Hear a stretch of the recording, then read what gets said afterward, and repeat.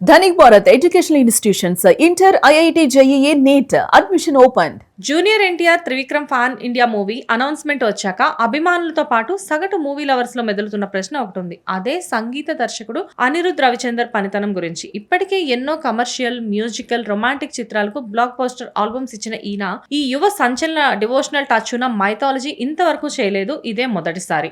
అది ఎంత ప్లస్ అవుతుందో అంటే ఒత్తిడి రూపంలో మైనస్ అవుతుంది. ఎందుకంటే త్రివిక్రమ్ శ్రీనివాస్ తీసుకున్న సబ్జెక్ట్ అలాంటిది. శివపార్వతులు, కుమారస్వామి, హైందవ సిద్ధాంతాలు, పురాణాలు ఇవన్నీ మేళవించి ఒక సోషియో ఫ్యాంటసీ ప్రపంచంలోకి తీసుకెళ్లబోతున్నారు. ఇందులో భాగంగా రెగ్యులర్ సాంగ్స్ తో పాటు భక్తికి సంబంధించిన స్తోత్రాలు, గీతాలు కంపోజ్ చేయాల్సి ఉంటుంది.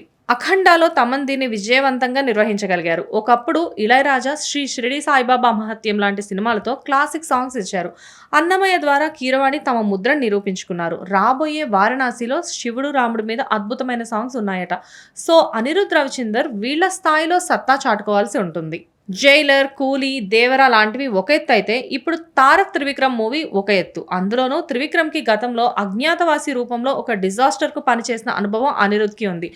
దాన్ని ఇప్పుడు పోగొట్టుకోవాలి. టైం చాలా ఉంది కాబట్టి ఇప్పుడు ఈ టాపిక్ ఎందుకని అనుకోవడానికి లేదు. ఆదర్శ కుటుంబం రిలీజ్ కాగానే జూనియర్ ఎన్టీఆర్ సినిమా పనులు వేగవంతం చేస్తారు.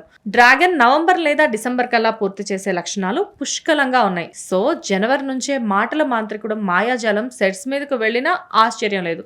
కాకపోతే షూట్ కి ఎంత సమయం పడుతుంది, పోస్ట్ ప్రొడక్షన్ ఎంత టైం తీసుకుంటుంది అనేది ఇప్పుడే చెప్పలేం.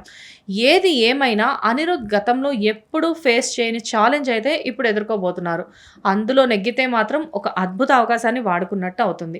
ఈ ప్రాజెక్ట్ కి ముందు తమన్నే అనుకున్నారు, కానీ అనూహ్యంగా అనిరుద్ లైన్లోకి వచ్చారు.